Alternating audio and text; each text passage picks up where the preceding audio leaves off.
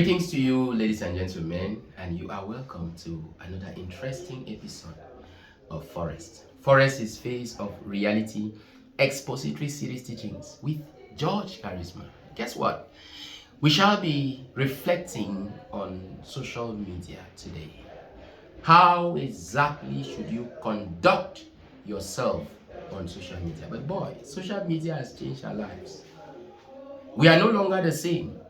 And you know how they say it in church, your life will never be the same again. Our life has never been the same since social media came along. And everybody is crazy about WhatsApp. Most people are crazy. A lot of people are crazy about Facebook and Twitter, which is now X, Instagram, YouTube.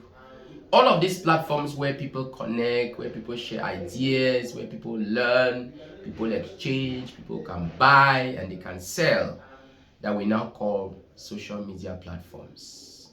The young and the old alike are scrambling in this new marketplace of value, scrambling for notice, scrambling for relevance, and so on and so forth. And you know, these days, there is nothing that matters more on social media like traffic. Everybody wants to drive traffic. And you know, people even go as far as stripping themselves nude because they want to get more views and they want to monetize the views that they get. So people are doing everything they can these days to make money by generating traffic. In the midst of this culture, we seem to be losing ourselves gradually but surely. And so I want to, in this video, give you some suggestions on how you can use social media so that social media does not become the driver, so that you put it on the passenger seat where it rightfully belongs. To start with, I want to say that social media came along as a complement to our social transactions and not as a substitute.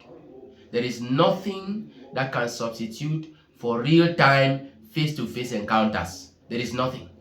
There is nothing that can substitute for a real-time face-to-face family meeting, family get-together. There is absolutely nothing. So that's the first thing I need you to know. Social media is a complement. It came to complement and not to substitute face-to-face engagement, face-to-face encounters. The second thing I need you to know is that there is more to life than seeking for notice. There is more to life than seeking for notice. And you don't have to be noticed to feel that you are alive. Because social media has deformed reality for us. It has redefined what we consider to be reality. And many people are losing their minds.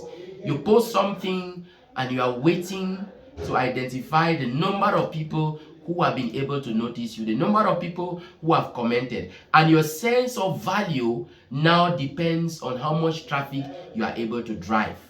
That, I would say, is far from the reality, is far from the truth. What is valuable is valuable. It's not a game of numbers. Value is not a game of numbers. You can have so many likes and so many views on a pornographic video. Those likes and those views don't suggest that the video can add value to your soul or to your life for that matter.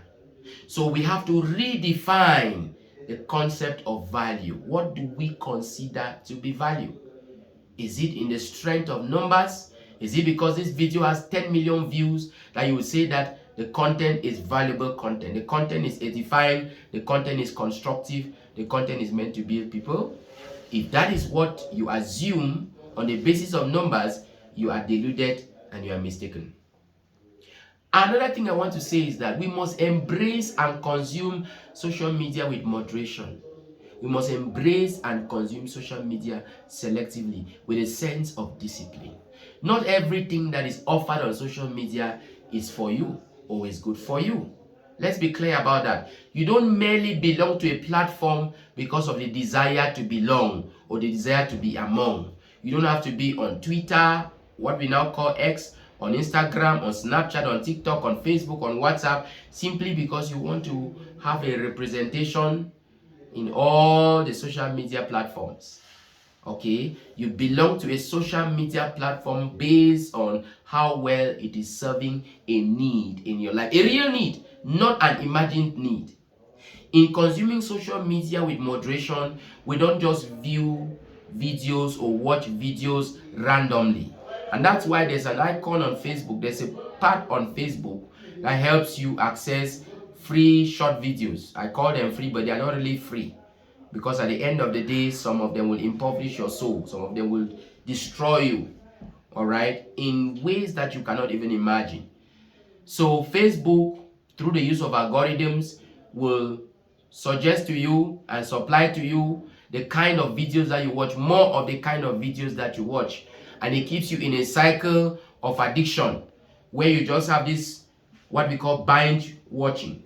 You watch this video, you watch this one, you watch this one, you watch this one, you watch this one. At the end of the day, you cannot identify the things you did with your time for that day, because you just wanted to go through and keep scrolling till you get to the last video. You know that it's not possible, because there will always be videos to watch. All right, so you consume social media with moderation. Otherwise, social media becomes a vulture that will prey on your time, it will prey on your money, it will prey even on your job, your level of productivity at the workplace, it will prey even on your marriage, it will prey on your spiritual life, and you will not amount to much. You will progressively become a shadow of yourself. And this also means that you cannot afford to belong to just any WhatsApp group where you are added. You have to be very selective in your associations. It also means you cannot afford to view just any status that pops up. You have to be selective about the content that you consume. And you have to be intentional about the content that you push out. Not everything that is bearing the tag content is really content. Okay? You must be intentional about sharing value, about giving out value. Become a value donor. I, for one, have dedicated myself to create high value, high quality value on my status on WhatsApp. And that's why I have many people who tell me that when they come on WhatsApp, they are very intentional about viewing my status, because I always have something important or pertinent to communicate with them. The other thing I want to say about using social media with moderation is that there is a time for everything. You cannot wake up online and fall asleep online. I know you have enough money to afford data that can last you a lifetime, but we have a life other than that which we have on social media. Your life is not just in one direction, because if you focus on one direction, other aspects of your life will suffer. So we have this culture of addiction, this cycle of addiction, where people go asleep online and wake up online, and they don't have a schedule for their time. They don't know that you can schedule the time you spend on social media. They don't realize that it's possible not to reply to all the messages that are sent to you. They don't realize that you can spare your energy and not spend or squander it by arguing and trying to win an argument in a comment section. They don't realize that it's not every argument that you get yourself involved in on social media. It's not every video that you come across that you have to watch. It's not every video that you start watching and you have to watch to the end. It's a question of value. What do you consider to be value? And even if you are gobbling up value, even if you are getting value from your social media activities, there is supposed to be moderation. You cannot spend the whole day, for example, just listening to sermons on YouTube. How would you be able to feed? How would you be able to pay your house rent and the other things? Your life is comprised of several compartments and departments and faculties. You cannot exclusively zero in on one direction of your life while the others suffer. All right? And that's where the concept of balance comes in. When you come back home, you'll be able to put down your phone and spend quality time with family, with your wife, with your husband, with loved ones, with your parents, with your children. It's unfortunate that many parents have delegated and outsourced parenting to mobile phones. Their phones are now parenting their children on their behalf. A child is as young as 9 years, as 10 years, and they have this Android phone, this smartphone that takes all of their time. They no longer can study and be productive and use their brain to the maximum. Every little challenge they encounter in their studies or assignment, they just Google it. All right? Or they go to ChatGPT. All right? Or Meta AI to get the results that will help them to complete their assignment. That is where we are. Social media and the internet as a whole are serving to reduce our creative and critical thinking capacity. We are no longer as creative as we should be. We are gradually walking away from what we call human intelligence, and we are fully embracing artificial intelligence, not realizing that artificial intelligence is a product of human intelligence. Artificial intelligence is in no way better than human intelligence because it proceeded out of human intelligence. If you consider the range of things that we have discussed, you will realize that social media will only effectively, positively, and properly serve you if you take advantage of it the right way.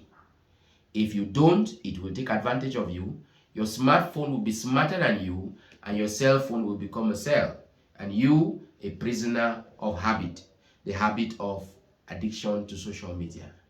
I hope that you've gotten some value and that it will help you to moderate, it will help you to reshape your social media posture thanks to everything that you have learned.